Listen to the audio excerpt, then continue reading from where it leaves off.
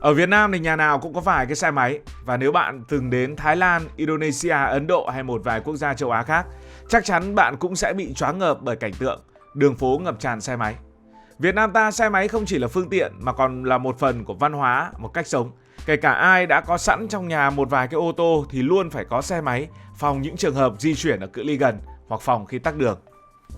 Rồi từ anh shipper, chị bán hàng đến các bạn trẻ, các cụ già, ai cũng có một cái xe máy. Xe máy có mặt ở mọi nơi. Cả nước Việt Nam có khoảng hơn 60 triệu cái xe máy, tức là cứ 100 người thì có đến 60 người sở hữu một chiếc xe máy. Nếu bạn nhìn sang châu Âu, từ Paris, Berlin, Amsterdam, vân vân, bạn sẽ thấy một hình ảnh hoàn toàn khác. Đường phố thấy xe máy rất là hiếm, chủ yếu là ô tô, xe đạp hoặc phương tiện công cộng như là tàu điện, xe buýt. Xe máy gần như là ít xuất hiện. Thỉnh thoảng mới thấy có vài chiếc mô tô phân khối lớn của dân chơi hoặc vài chiếc xe nho nhỏ ở những thành phố cổ kính. Vậy tại sao lại có sự khác biệt như vậy? Vì sao châu Âu không chuộng xe máy, không mê xe máy như ở Việt Nam và nhiều quốc gia châu Á khác? Mọi thứ đều có lịch sử và câu chuyện của nó. Ở Việt Nam và nhiều nước châu Á, xe máy bắt đầu lên ngôi từ những năm 80, những năm 90. Việt Nam đôi khi muộn hơn một chút khi mà kinh tế mở cửa và tầng lớp trung lưu dần hình thành.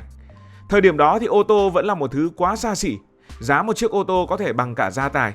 Mình nhớ có hình ảnh có những làng, những xóm ô tô về là trẻ con chạy theo reo hò. Trong khi đó, xe máy có giá phù hợp hơn. Giai đoạn đầu thì vẫn rất là đắt, nhưng sau này thì nó dần phổ biến. Xe máy không chỉ rẻ mà còn dễ mua, dễ sửa, cực kỳ linh hoạt trên những con đường nhỏ hẹp ở nông thôn hay là thành thị. Những con đường mà ô tô rất là khó đi. Chiếc xe đó không chỉ để chở cả gia đình đi chơi mà còn dùng để chở hàng, để đi làm, thậm chí là cả chở gà, chở lợn ra chợ. Xe máy đã nhanh chóng trở thành biểu tượng của sự tiện lợi và tự do. Ở những nước như là Thái Lan hay Indonesia, câu chuyện cũng tương tự. Những thương hiệu như là Yamaha hay Honda đã thống trị thị trường với hàng triệu chiếc xe máy được bán ra mỗi năm. Nhưng đó là ở châu Á, ở Việt Nam, ở Đông Nam Á. Còn ở châu Âu, lịch sử giao thông lại đi theo một hướng hoàn toàn khác. Sau Thế chiến thứ hai, các nước châu Âu như là Đức, Pháp, Italia, Anh bắt đầu quá trình tái thiết kinh tế với tốc độ chóng mặt. Nhờ những chương trình cải cách kinh tế, nền kinh tế Tây Âu đã phục hồi mạnh mẽ vào những năm 50, những năm 60. Tầng lớp trung lưu ở đây không chỉ đủ tiền để mua xe ô tô, mà còn xem xe ô tô là biểu tượng của thành công, của tiện nghi và của an toàn. Và phải nói rằng ngành công nghiệp của châu Âu thì phát triển vượt bậc so với châu Á thời bấy giờ. Một ví dụ điển hình là ở Đức, chiếc Volkswagen Beetle, biệt danh là con bọ, được sản xuất hàng loạt từ năm 1949 với giá chưa đến 1.000 đô thời điểm đó, tương đương với khoảng 10.000 đô ngày nay. Chiếc xe này nhỏ gọn, bền bỉ, phù hợp với gia đình, khiến nó trở thành lựa chọn số 1. Trong khi đó, xe máy ở châu Âu lại có một số phận rất là khác. Vào những năm 50, những năm 60, xe máy đúng là cũng từng phổ biến ở một số quốc gia Nam Âu như là Ý hay là Tây Ban Nha, những quốc gia tương đối là ấm áp. Thương hiệu Vespa của Ý ra đời vào năm 1946, trở thành biểu tượng của sự phóng cách và tự do. Vespa không chỉ là phương tiện mà còn là một phần của văn hóa đại chúng. Những thành phố như là Rome hay là Florence ngập tràn những chiếc Vespa kêu xình xịch. Tương tự ở Tây Ban Nha thì những thương hiệu như là Montesa hay là Butaco cũng rất được ưa chuộng. Tuy nhiên, kinh tế châu Âu tiếp tục phát triển thì ô tô lại tiếp tục thay thế xe máy. Đến những năm 70, những năm 80, xe ô tô trở nên rẻ hơn nhờ sản xuất hàng loạt và các gia đình châu Âu bắt đầu ưu tiên sự tiện nghi và an toàn. Xe máy dần bị đẩy vào góc của những người yêu tốc độ hoặc là những người thích phiêu lưu, tức là một tập khách hàng rất là nhỏ. Về mặt văn hóa, xe máy ở Việt Nam và châu Á gắn liền với sự linh hoạt. Bạn có thể thấy một gia đình 4 người cùng nhau chở trên một chiếc xe máy, hay cả nhóm bạn tụ tập trên xe đi ăn vặt, một hình ảnh cả đám cả hội đi theo một nhóm xe máy. Đó là một hình ảnh rất Việt Nam. Thậm chí trẻ trâu Việt Nam đi xe máy thành từng nhóm thì cũng rất là đông, mặc dù nó không văn hóa. Nhưng ở châu Âu, văn hóa cá nhân thì mạnh hơn. Người ta thường ưu tiên những phương tiện riêng tư, an toàn như là xe ô tô. Hơn nữa, ở nhiều nước Bắc Âu như Thụy Điển hay Đan Mạch, việc sở hữu xe máy còn bị xem là không cần thiết bởi vì hệ thống giao thông công cộng đã phát triển quá tốt. Tóm lại là lịch sử và văn hóa đã định hình xe máy ở châu Âu chỉ là một sở thích cá nhân, còn xe máy ở châu Á nó không chỉ là một phương tiện, nó là hơi thở của cuộc sống. Lý do tiếp theo đó chính là liên quan đến kinh tế, mà cụ thể hơn là cơ sở hạ tầng giao thông, đường xá, một yếu tố cực kỳ quan trọng.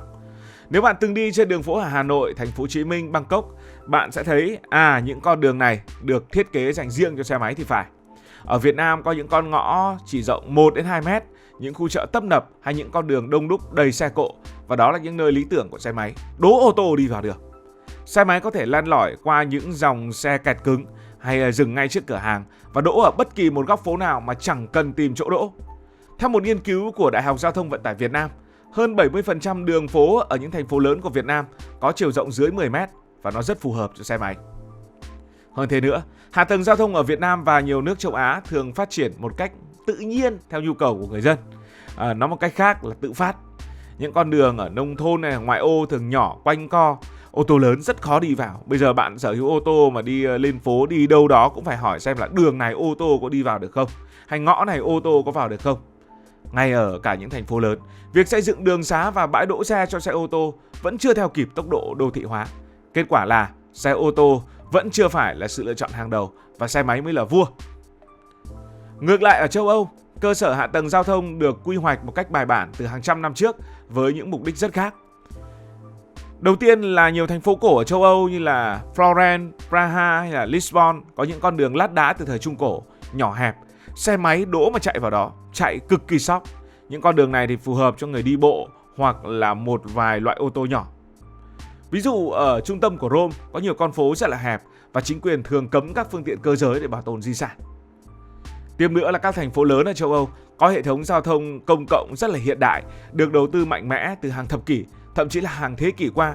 Hệ thống tàu điện ngầm ở London là một ví dụ, nó ra đời từ nửa sau thế kỷ 19. Rồi ở đây cũng có xe buýt 2 tầng, có xe điện, có hơn 20.000 xe đạp công cộng cho thuê qua các ứng dụng. Với hệ thống này, người dân chẳng cần xe máy để di chuyển trong thành phố.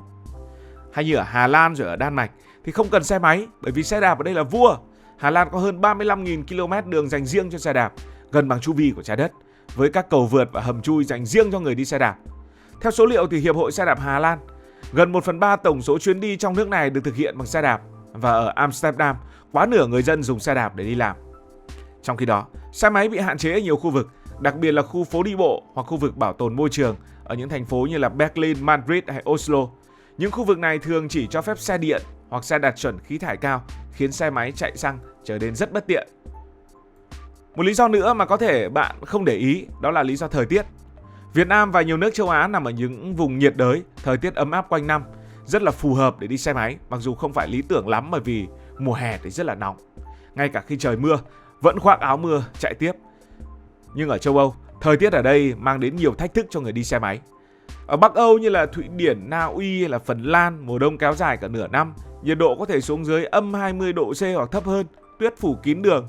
Thử mà lái xe máy trong cái điều kiện này mà xem, không chỉ lạnh buốt mà còn quá nguy hiểm vì đường trơn trượt. Ở Anh thời tiết cũng chẳng khá hơn, với hơn 100 ngày mưa mỗi năm tại London. Mưa rầm rề, gió lạnh, đường ướt khiến việc đi xe máy trở thành một trải nghiệm mà ít người mong muốn. Ngay cả những nước Nam Âu như là Ý hay là Tây Ban Nha, thời tiết không phải lúc nào cũng lý tưởng.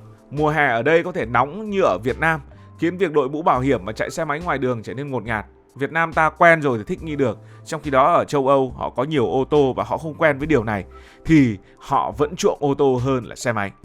Rồi cả những phương tiện công cộng như là tàu điện hay xe buýt cũng có mái che, ghế ngồi ấm áp, mùa hè thì sưởi mát, không phải lo mưa lo nắng. Thế nên người châu Âu thường chọn những phương tiện chống chọi với thời tiết tốt hơn thay vì chọn cái xe máy. Nói tóm lại là châu Âu không đi xe máy nhiều như Việt Nam và châu Á. Nó nằm ở lịch sử, nó nằm ở văn hóa, nó nằm ở đường xá, nó nằm ở thời tiết, ở chi phí và xu hướng đi lại. Bây giờ chúng ta đang nói đến xu hướng đi lại sử dụng năng lượng xanh. Trong khi xe máy là linh hồn của giao thông châu Á, ở Việt Nam thì ở châu Âu nó chỉ đóng vai trò phụ, thường chỉ dành cho những người yêu tốc độ hoặc ở những thành phố Nam Âu. Sự khác biệt này không chỉ là vấn đề giao thông mà còn phản ánh mỗi khu vực thích nghi với điều kiện và nhu cầu của mình. Không chỉ là sang, không chỉ là giàu mà còn rất nhiều những câu chuyện phía sau đó. Nếu bạn sang châu Âu, đừng ngạc nhiên khi thấy ít xe máy, nhưng hãy thử trải nghiệm tàu điện, xe đạp hay xe buýt để cảm nhận nhịp sống ở nơi đây. Cảm ơn vì đã quan tâm theo dõi câu chuyện này. Nếu cảm thấy thú vị, bạn có thể nhấn nút đăng ký kênh và chuông thông báo và chia sẻ. Còn bây giờ thì xin được nói lời chào, tạm biệt.